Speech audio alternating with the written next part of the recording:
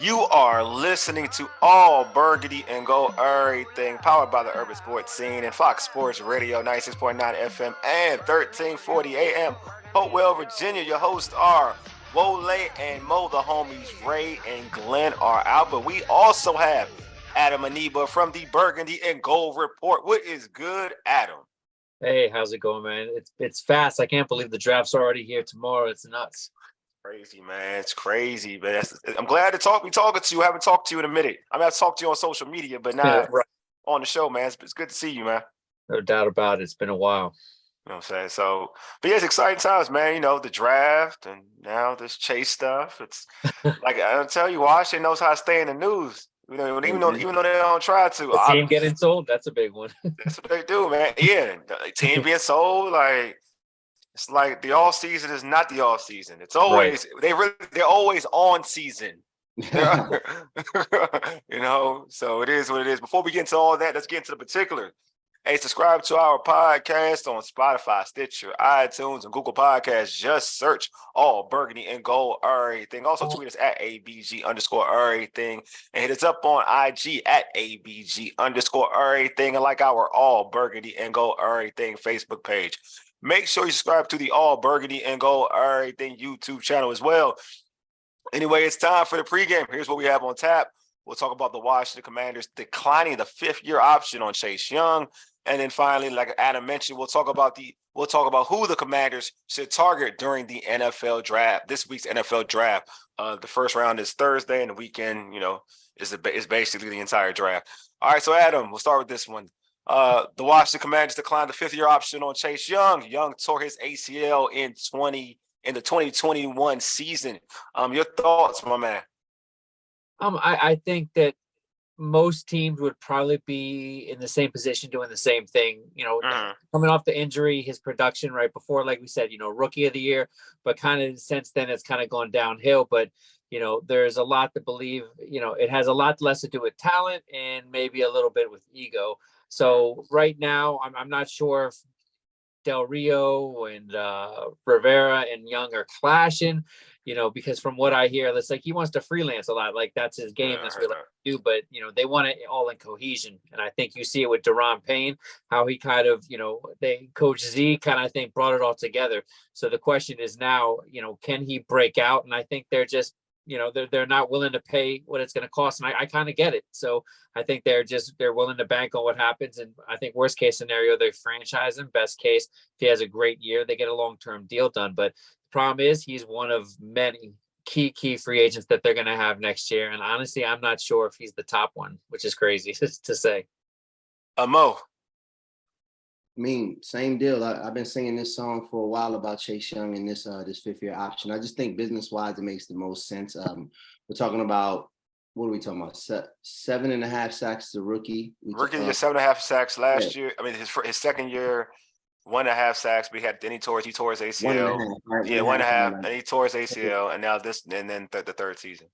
Right, and I think 4 games in the third season. 4 games in the third season. I think that just simply like even from just a basic football fans knowledge, like looking at the hoopla that came around Chase being the second pick and all that had to happen that year for him to be the second pick, coming in with the defensive rookie of the year with numbers that were not eye popping. Right, I'm not gonna I'm not trying to hate on the numbers. They were not eye popping, but they were definitely impactful because it led to the playoff run. I think that it's been a disappointment in terms of the downfall and then the injury, and then him slowly coming back from the injury last year. We heard a lot of reports of, it's supposed to be this week, then it got pushed back and pushed back and pushed back. It just makes sense. I think you're talking about a option number that's going to be north of $17 million if it's anything close to what Nick Bosa got. Or Nick Bosa is about to get, because they were the second pick the year after each other. So I think it was the right thing for Washington to do. I think him coming in and proving himself this year, and if he's the Chase that he is, I think he gets the same kind of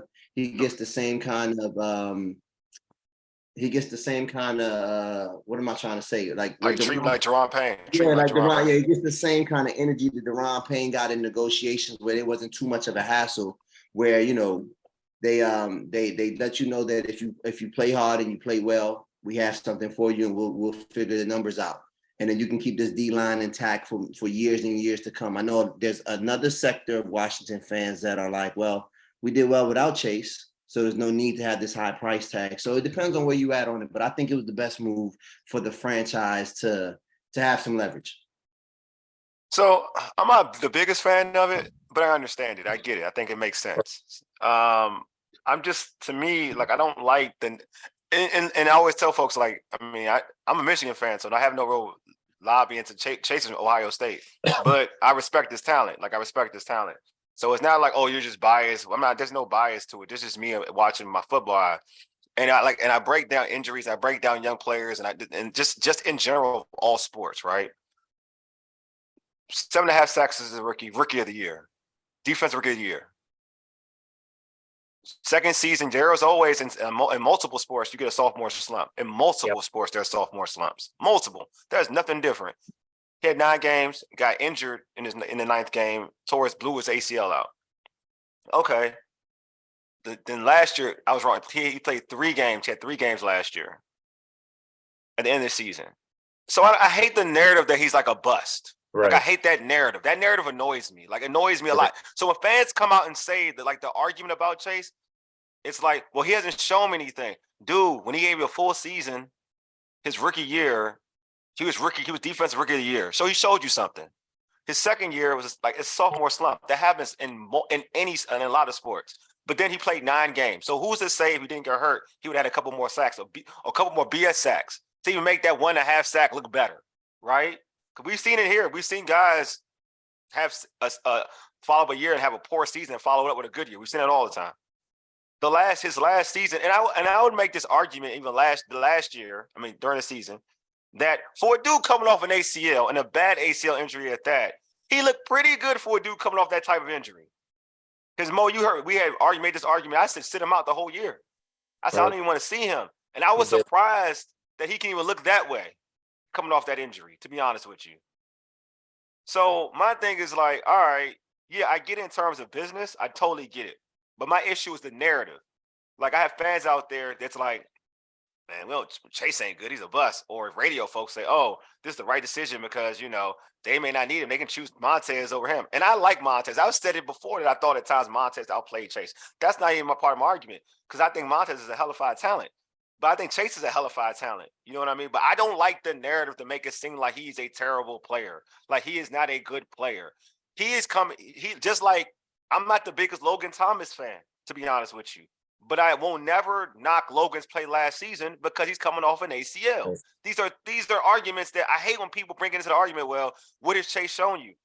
He came off a sophomore slump. So wait till this season for you to start bashing him. Don't bash him because all you really have in terms of full season is he was rookie of the year. That's his full season. That is what he gave you for a full season. That is what you can really dissect. Don't dissect his sophomore year where there's sophomore slumps, and then he got injured and tore his ACL in that said season. So, like, that narrative. So if you're Washington, I get the business acumen. I get it. Like, he came off a nasty injury. So yes, we want to see him look good. So if he doesn't look good, we're not married to that option. We're not married to that year. That makes perfect sense.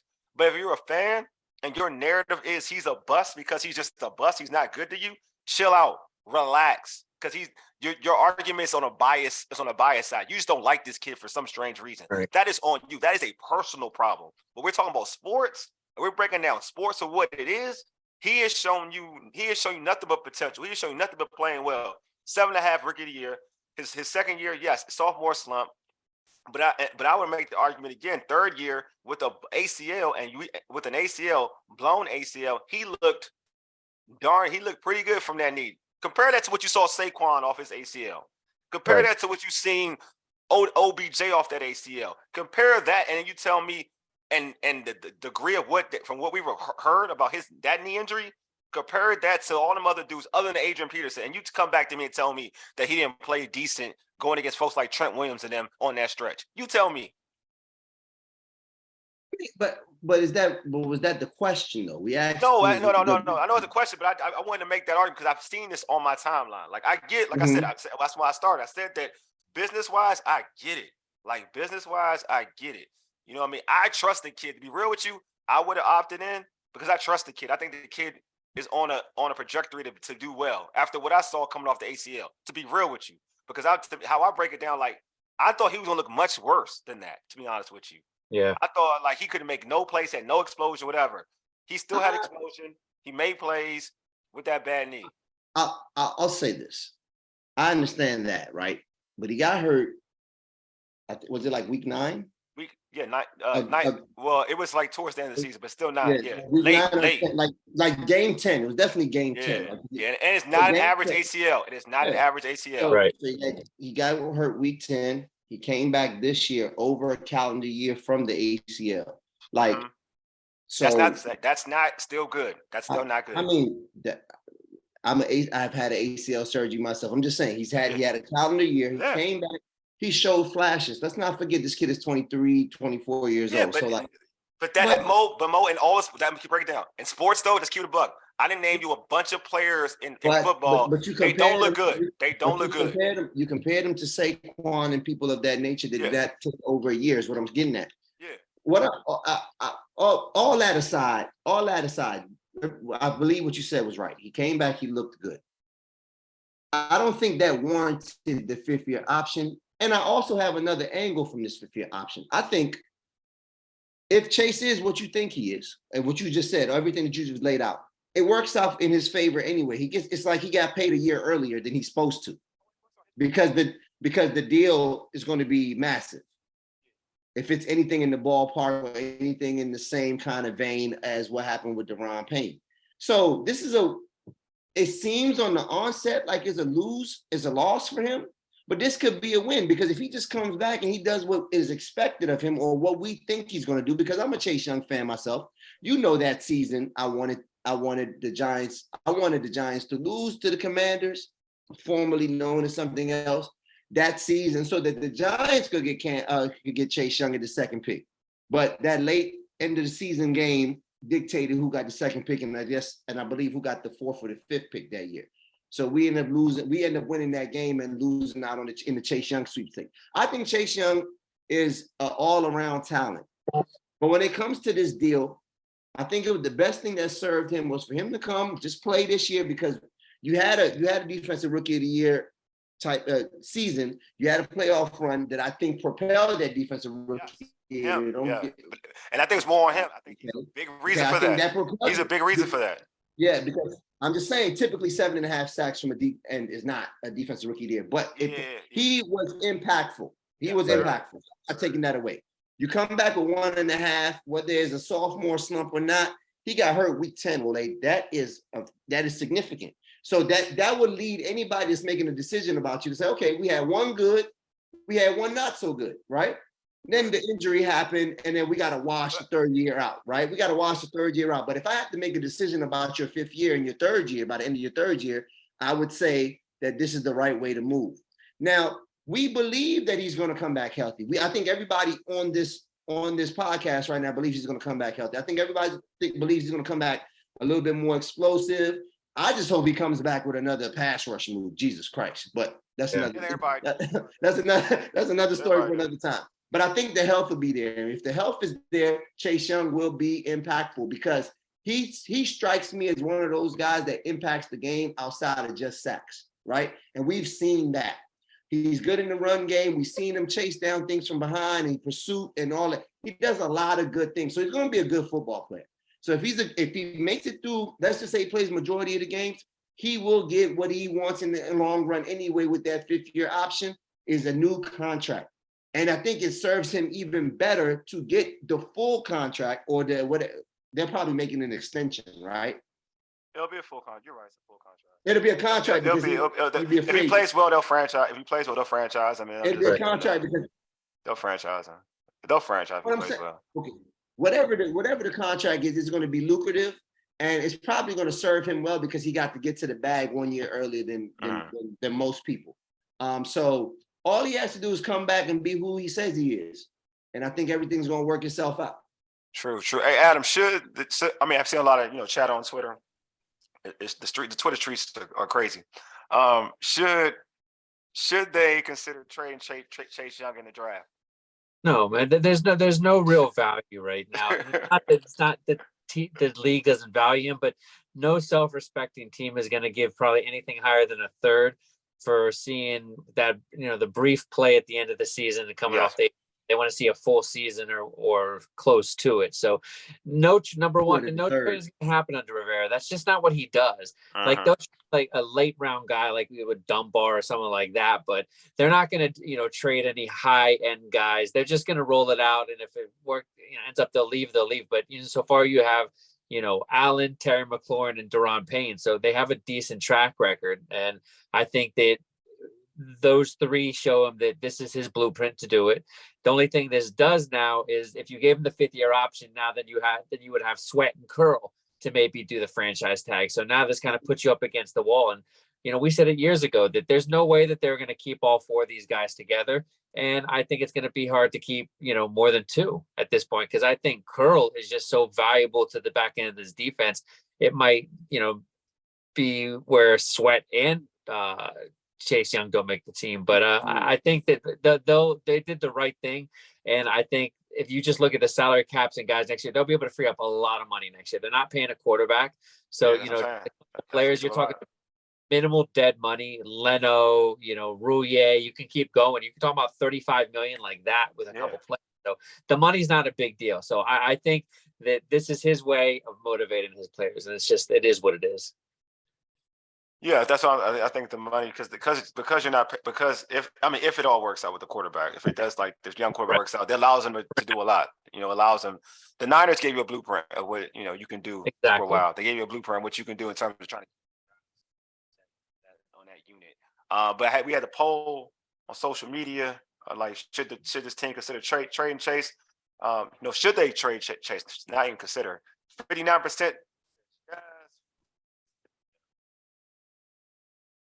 Trade Chase. 59% of this fan base wants to trade Chase.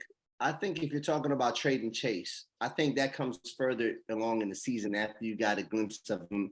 Because there's a trade deadline, I believe, what is it, week 8 or week 9 now? Yeah. Like now, if they really want to be sensible and they detach the love from the area and the local, hero type deal from, he comes in this year, if he's underperforming in the early part of the year, you salvage him being the number 2 pick overall a couple of years ago by trading him at the trade deadline. Get what you can for him, a 5th, a 6th, whatever you want, and you just get something in return because he's going to walk anyway, right? Yeah.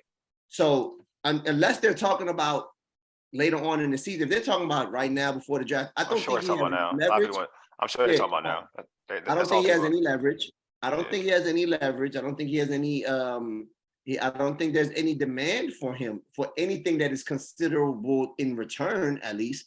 Yeah, I mean, it depends. What is? Yeah, there's nothing of value that they're gonna want. There's nothing of value that they're gonna want. Nothing of value for Chase. I don't want injured goods. You know what I mean? I don't want injured potential in the draft where I can draft somebody that's healthy. Yeah, that can just come and just play for the whole year. Yeah, exactly. That's going to be younger. That's going to be cheaper. And it doesn't make sense. It doesn't make sense. Anybody tweeting that, anybody on social media about that clearly has a certain level of football IQ and management. So we need. No, I call it hate, but it is what it is. That's what I call it. I just call it hate. So it is what it is. But yeah, it's interesting. You know what I'm saying? Like I do think, but I will say this though. I think that you would all have to say that, like, in terms of the defensive line, everyone is improved outside of, like, I mean, when Chase about everybody's improved. Like Montez, even though a lack of sacks, he's still like he gets a hellified pressure. Right. But he's improved. May not get the sacks, but he's improved. We all know Deron Payne has improved tremendously, and John Allen continually gets better. Like he's getting better, like for real. And so to me, Chase doesn't have to be perfect to get a bunch of sacks with that unit. He really doesn't, because everybody's even better. Like we know next season, Payne is going to get way more attention. Like it's just natural. Like how dominant he was, he's going to get way more attention.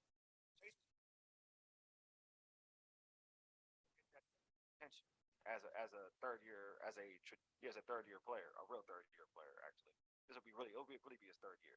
They call it fourth, really his third year. He won't get that much attention.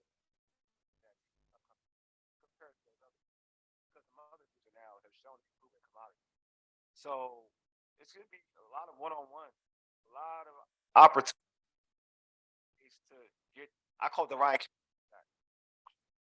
Like he didn't get Ryan Kerrigan sacks, which you don't really want. But I mean, in terms of if you're a football fan, in terms of like racking up sacks, just to rack up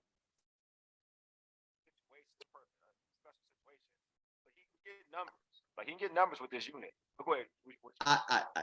I would have to say that given the way he got the defensive rookie of the year and given the last 2 years, I think he needs a Ryan Kerrigan kind of sack right now. I'm sorry. He needs it. I don't think the rookie year. You talking about I would exclude the rookie year. The rookie year he was pretty. I understand what I'm saying, but what I'm saying is like given the when you look at that rookie year, you're like, wait, that's a good start. Yeah, because he had he had touchdowns and he had some touchdowns and everything. Like that's a little bit more than just a sacks. I understand, but when people look at DNs, the casuals go straight to the sacks. I'm just talking about if you look at him through a vacuum, it's like okay, he can stand. Trust me, he can stand for a Ryan Kerrigan season right now. I'm telling you, he can get with this. With this unit, it ain't gonna take hard to get 10. That's all I'm telling you. It should be hard to get 10 on the edge. That's why I thought it'll serve him well though. It'll serve him well to get a Ryan Kerrigan season right now because it'll be big money. It'll reinvigorate the spirit of the area. It'll get that D-line humming and buzzing because eventually, if he's having a Ryan Kerrigan kind of season, they're going to have to bring somebody over on that side. Montez Sweat starts to go do what he do again. Then you got the versatility of the two guys in the middle, and it just makes everybody overall better because the more he's going to draw the most attention because he's the most freakish, right? He's the most. If he starts rolling. He's the one that you're going to be most scared of because of what you feel he can do. Gotcha.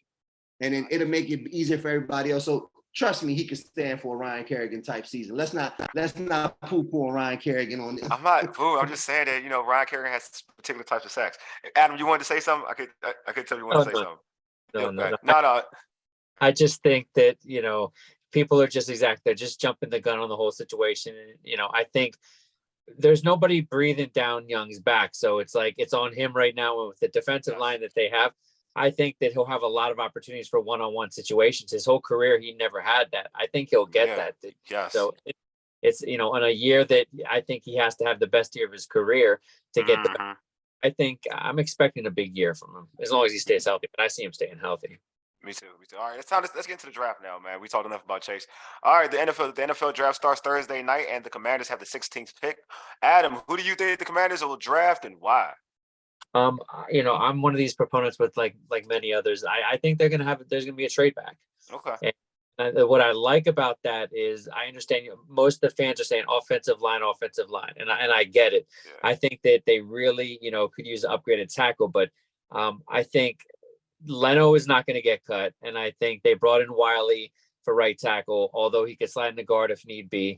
I think that interior line is what they really need. And I think that's where you wait till maybe the second round. And that first round depth at corner, it's just ridiculous. I think, you have about 6, 7, even 8 corners.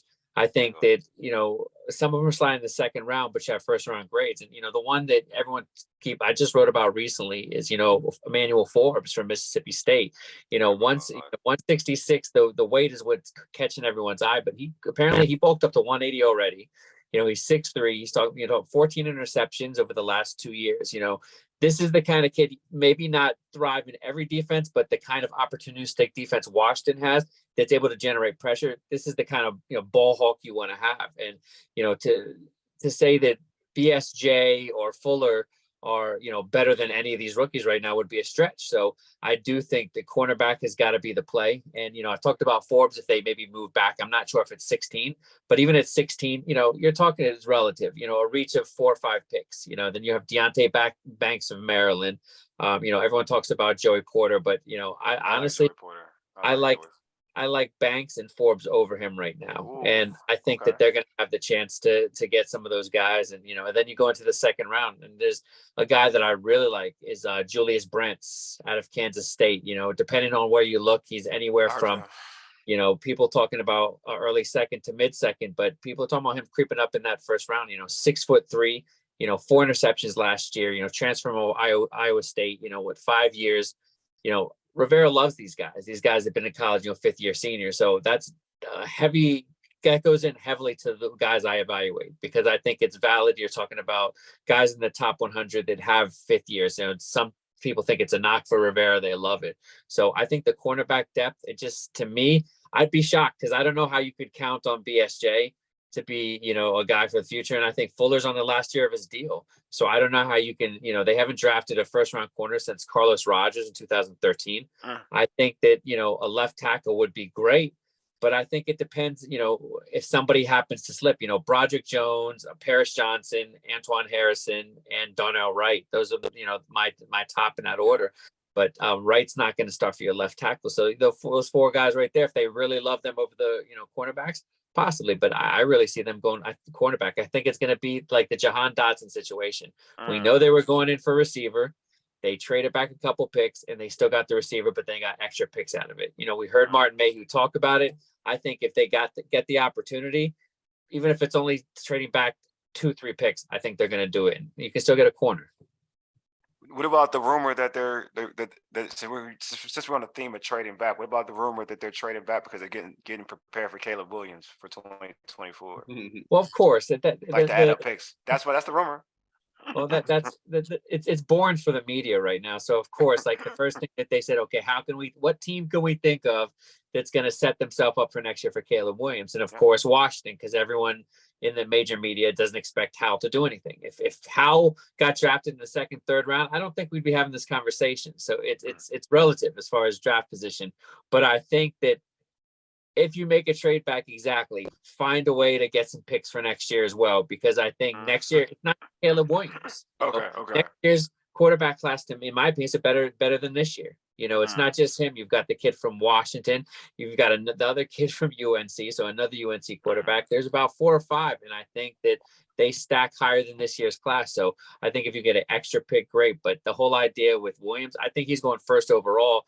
And I think you'd have to offer 3 or 4 years of 1st-round picks to probably move up with whatever team that was. And Washington, they're not going to do that bad. Washington is going to always be in that 15 to 20 range until they take that next step.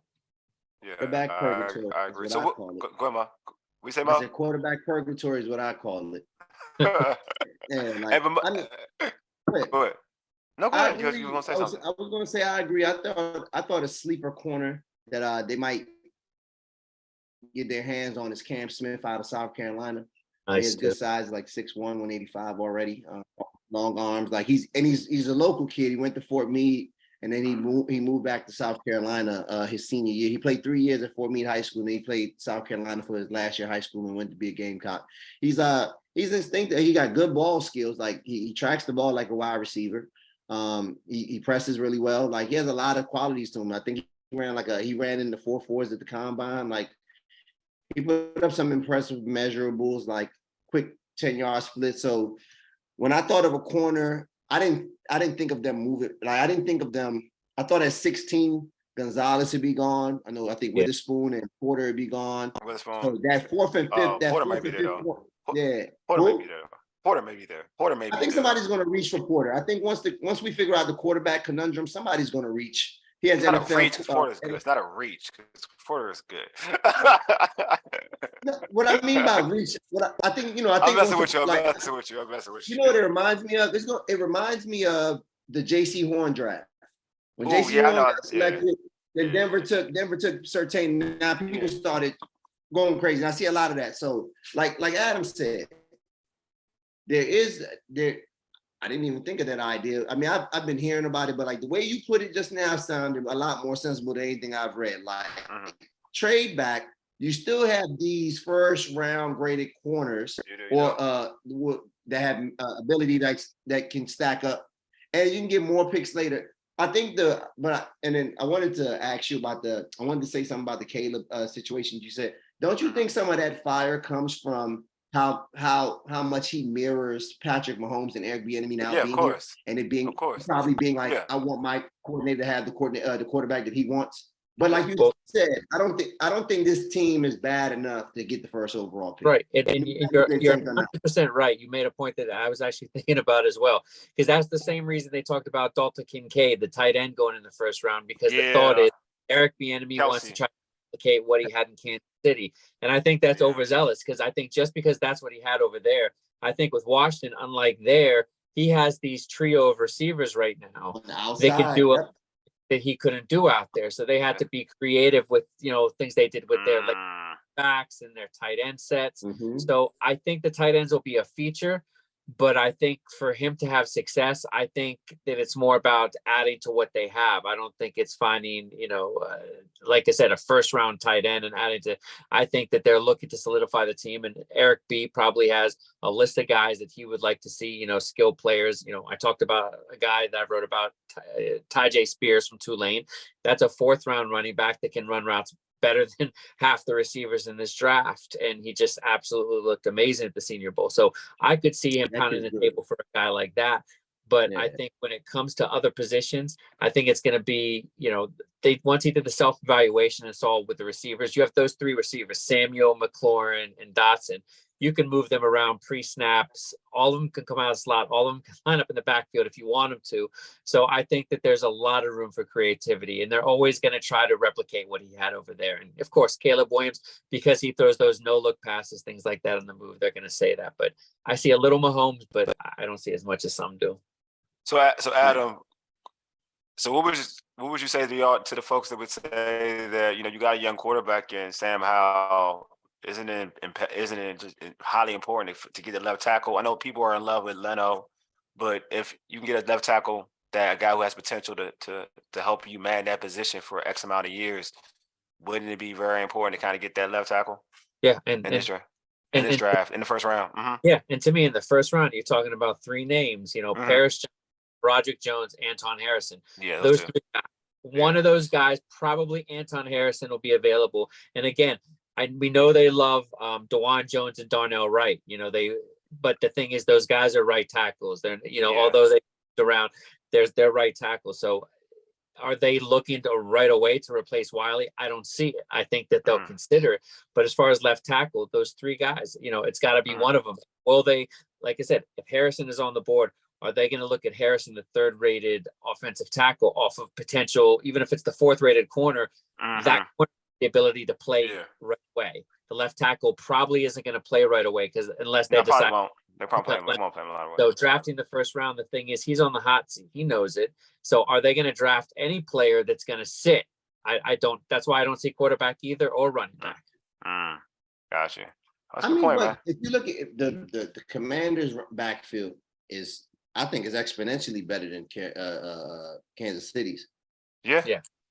I mean, in terms of Brian Robinson, the combination of Brian Robinson and Gibson, I think if you actually commit to the run, or if you actually just sustain the run over the course of the game, and as you said, you're talking about these 3 speed demons on the outside, you can interchange them however you want.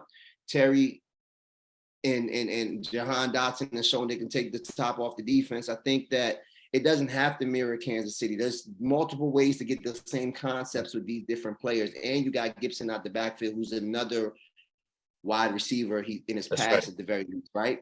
Like you give Logan Thomas another year to get healthy, and what's my guy's name? 85. Oh, to the tight end, Turner? The tight end. You know what I mean? Like Bates. Right? Oh, he's still 87. 87. You give these guys the opportunity to show that they're more than just run blockers, right?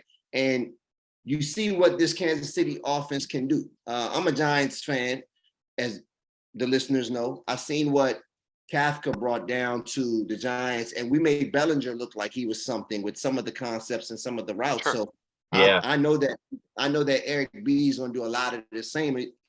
And with the speed demons and the vertical push, I think that is going to open up the tight ends a little bit more, right? Because them safeties are going to have to get back. Everybody can run 4-3. Yeah. Everybody can run 4-3. When he starts attacking you down the field, that's where the gaping holes are going to be, right behind the backers and in the flats.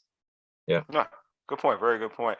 And so, all right. So, Adam, we talked about the rest of the draft. So, what should this team focus on during day 2 and 3 of the NFL draft, offense or defense? Again, depending on how the first round goes, but as far as the second round as a whole, I like it for centers, guards, and I like linebackers. Okay. Linebackers, Jack Campbell out of Iowa, he's one of my favorite inside linebackers. But to me, a guy that's two different guys, very different skill sets. Drew Sanders, Arkansas, he's another middle linebacker, but he actually was ridiculous as a pass rusher when they put him on the edge, and I think that's valuable to have. But one of the guys I really like the most is Deion Henley out of Washington State. He's a former wide receiver, but over the last 2 years, you're talking about the coverage ability, probably one of the best untapped talent. And then you go to the interior line. With centers, we talk about the situation with Trace Rouillet. Michael Schmitz out of Minnesota. He's my clear-cut top center in the draft. I think he'll probably go in the first round, but all the projections we see in the second round. And then another guy I really like is out of TCU, Stephen Avila. He's another guard center. So, those are just a couple guys that I think you could look at in that area.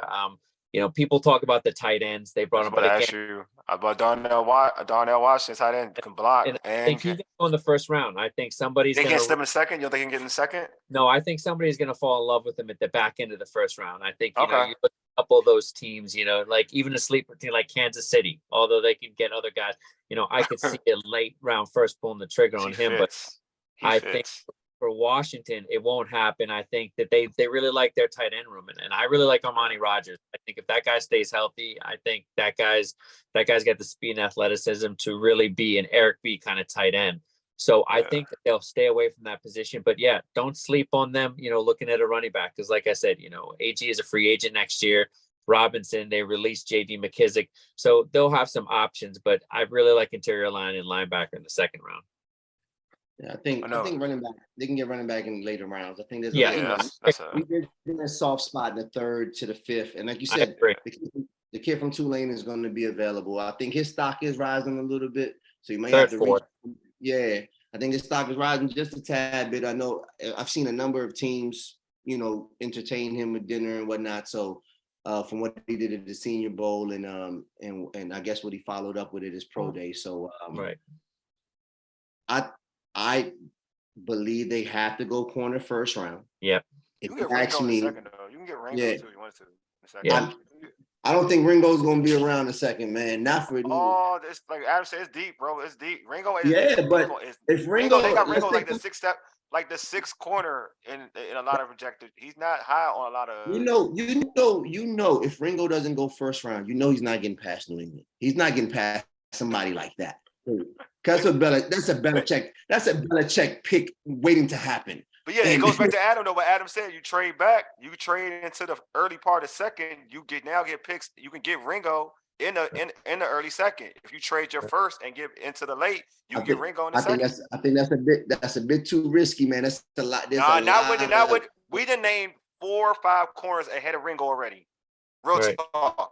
Like no, real talk. In this board, we have named 4 or 5 corners already ahead of Ringo. But it's going to be 4 to 5 corners in the first round. That's what I'm saying. Then there's not going to be 6. It ain't going to be 6 corners. It ain't going to be 6. We know how quarterbacks play. What I'm telling you is remember, I said that I think the top 3 are locked in, but I think 4, 5, 6. I think that's on a scale depending on teams. I think that's on. And you talk about the pedigree. You talk about the pedigree with Ringo. The tape that everybody's been able to see, like that's easy pickings right there. Dude, they got a corner. You're gonna have a lazy. Go ahead, Adam. But I'm gonna tell you what I've heard. The more because I know a lot of Georgia people, scouts that evaluate Georgia SEC, and I keep asking, what happened? Why is he slipping?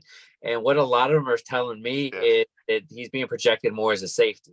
That a team will they'll bring him in as a corner, they'll give him a shot, but they believe that he'll have a lot better career as kind of like changeable safety that can play either safety. So I think that might cause him to fall a little bit if you see that happen. But yeah, I think at least 5 corners are going to go in the first round. But like you say, team preference, we see it every year. We see Seattle makes their picks. A guy like Ringo could be the 3rd corner off the board or 4th corner off the board if someone decides he fits their scheme better than somebody else. True. Very true. Hey, you can't teach 6'2" over 200. And you can't teach 4.3. He's running Right. 4.3 on the combine, and I'm He's surprised he's still. It's no way. And I'm surprised he's what still I'm low. saying. Wole, he's not going to be there. Like it's going. Somebody's taking him at the end of the Say first. that. You say that. You say that. But He's Montez, 6'2". I'll give you a prime example. I'll give you a prime example. Montez is not Montez equivalent. was not supposed to Montez be. is not Was not equivalent. supposed to be. Montez No. was not equivalent. You gotta remember when it happened. You gotta remember when it happened. You gotta remember. He had a heart murmur or something like that. You look at you now. You're trying to. All I'm saying is Montez was not supposed to be where he was, and he got drafted. I'm just telling you, it happens. It happens more often than you think. It happens more often than you think. Wole's doing it's the night before the draft. It's like the night before Christmas. Look, man, I'm just telling you what happens, Adam. Tell my man Mo. It happens more often than you think. Like this type of stuff happens. Like you think somebody's gonna be there and he's not. It happens, especially when something's deep. When you got a deep pool, it is what it is. I'm just saying. It's just dog. It's deep with defensive players. Period. This draft is deep with defensive players. Period. I'm willing to put a wager up with you that he's a first round pick. First round pick. He's a first round pick. If you ask me, I don't watch the draft often. I don't really watch the draft because I don't even watch the draft. I'm not here. Don't worry. I'm not. I have to be involved somewhere talking rocks. I'm not Jim Voodoo. That's why I got to be here so I can do it. Well, I'm usually playing basketball or something, so I can't really be here. I got to be there to do some Nigerian voodoo for it to like not happen. You know what I'm saying? So I'm just saying. So it's not really beneficial for me to bet you or give you a wager on something like that because I won't be around. Just saying, dog. Just saying. Hey, so Adam, like how? So what position you think if they draft one of these kids? Or no, I'll go this route. Give me some late round dudes that Washington should keep an eye on. Okay, so late rounds, I like the small school guys. I know you do, man. That's why I threw it out there, man. The two interviews, and I'll start with the later round guy, Isaiah Bolden from Jackson State University. He was a transfer from Florida State. I interviewed him, great kid. He was enamored with Deion Sanders and he wanted to play for the best, he said.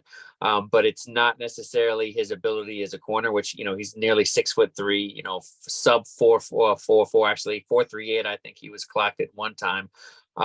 This guy led the nation in kick returns in 2021, was at 36.5 yards of kick returns. So we know Washington needs that and quarterback depth.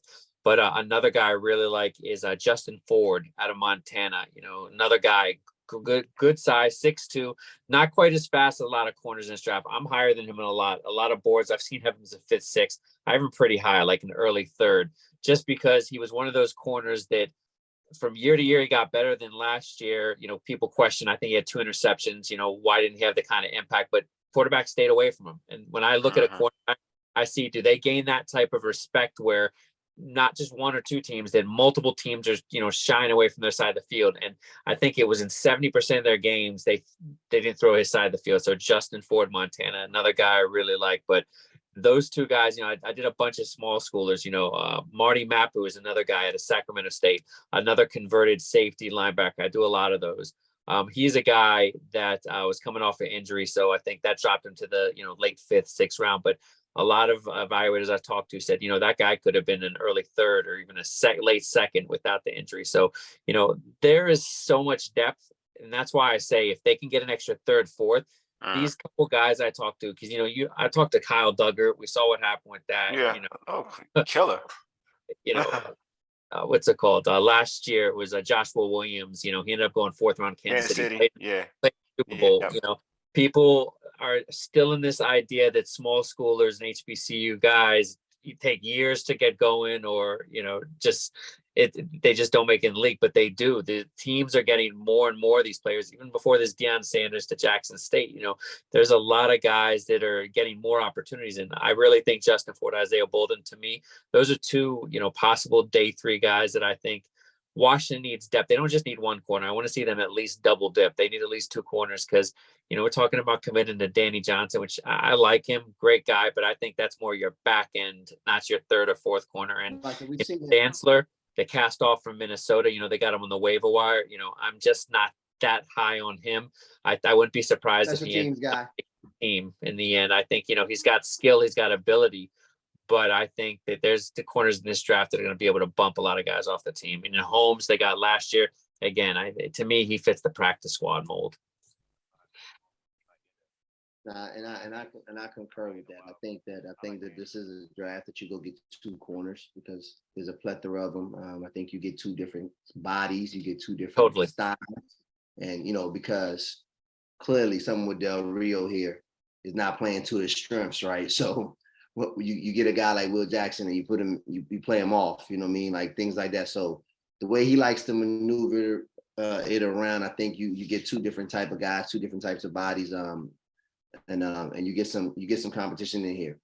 You get some depth in here at the same time. And may the best man win. But I think corner in the mid rounds, I definitely think you got to go interior lineman, right? I think you go interior lineman. I think you got to strengthen the depth of the linebacker core. Whether you want to go, I think, are we playing Jamin on are we saying that Jamin is a weak side or a strong side, or is he going to be in the middle? Middle for right now. I thought he played middle right now, right? I think go ahead. In sub packages, I think for the most part they're going to put him at the will. But okay. I think the Mike linebacker, I think it's wide open. They brought the kid in from. I think that guy, he basically replaces Holcomb as, the guy that's there for now until they can. But I just don't know if they're going to put much emphasis on that position. I think that they're maybe wise to have Curl have the green dot. I think that he looked good in that role too. So we'll see. I mean, Ron loves a linebacker. He's going to find him one. So yeah, I know a linebacker's coming in the mid, somewhere in the middle. What do you think about the linebacker from Washington State? That's the guy I brought up. Yeah, he's one of my favorite as far as potential. What's that? Is he too high of a pick? Not for a second round. At 47, that's the sweet spot. Like I said, they got the 3 guys: Jack Campbell, Drew Sanders from Arkansas, and him. 3 guys, 3 totally different skill sets. Campbell's the throwback skill sets, right? Or of that pass rusher that's still building up to be a Mike linebacker. And Henley, former receiver. It's only a couple years since he's playing, and he's the smallest out of those 2. So he's just a shade over 6 foot. But he's about 230. But you're talking about physical specimen at the Senior Bowl. This guy was like he looks the part. He looks the part. He's a guy that's a former receiver, so really good hands. And he's running in that sub 4.4. And everybody I talked to, and the tape that I watched, they're like, this kid is getting better and better. And the main part about him is a Mike linebacker. You're looking for that football IQ. Like Campbell, he's got that football IQ. Henley, they're saying the way he's picking everything up. Although Washington State's going to be a big jump to the NFL, especially with Del Rio's defense, because I do hear, it's complicated as far as signal calling. So obviously, Henley is one of my favorites in that role, but Campbell just seems like a real Del Rio kind of and Ron Rivera kind of guy. So that's why I love the idea of a trade back, because if you can somehow get a corner, a lineman and a linebacker with those first 3 picks, I think that's an A+ draft. Indeed. I think you fit a lot of holes right there. I was going to say interior lineman and linebacker after you get the corners, in whatever order. I think the fan base is tired of seeing the middle of the line get blown up and linebackers not be where they need to be. They're tired of a bad old line. Miss Trent Williams, man. I miss Trent. Hey, Adam, man, thanks for being on the show, man. Before we let you go, man, how can folks catch you on social media, and also how can they catch your lovely content? Yeah, find me on Twitter at the B&G Report. Same with IG and Facebook. Just search the Burgundy and Gold Report. The burgundyandgoldreport.com. I'm dropping my 33rd and final prospect card evaluation tonight. We have Zach Harrison. Finally, it's perfect timing because, talk about the defensive end from Ohio State. This guy was the #1 ranked defensive end coming out of high school. Kind of hasn't lived up to expectations, but I really like what I saw in the film. This is a day 3 guy, so we're putting that out later tonight. And then for the draft, we talked about the trades tonight. I have an article dropping about, a potential trade back compensation Washington could get and type of players they could pick up off of that. So find me at the burgundyandgoldreport.com. Awesome. And here's our information. Subscribe to our podcast on Spotify, Stitcher, iTunes, and Google Podcasts. Just search All Burgundy and go Errrything. Also tweet us at ABG_Errrything and hit us up on IG at ABG_Errrything. And like our All Burgundy and go Errrything Facebook page. Make sure you subscribe to our All Burgundy and go Errrything YouTube channel as well, man. This has been a pleasure to have my man Adam on. Let's go, Commanders. Let's get some good draft picks. You know what I mean? Give me something happy. I'm playing Baltimore, so we'll find out what happened. But we'll be talking tomorrow, though. We definitely will be. Anyway, you've been listening to All Burgundy and Go Errrything, powered by the Urban Sports Scene and Fox Sports Radio, 96.9 FM and 1340 AM. Hopewell, Virginia, 4 ages, and Mo's that killer too. Getting deuces. Hey, mega leaders on, big homie.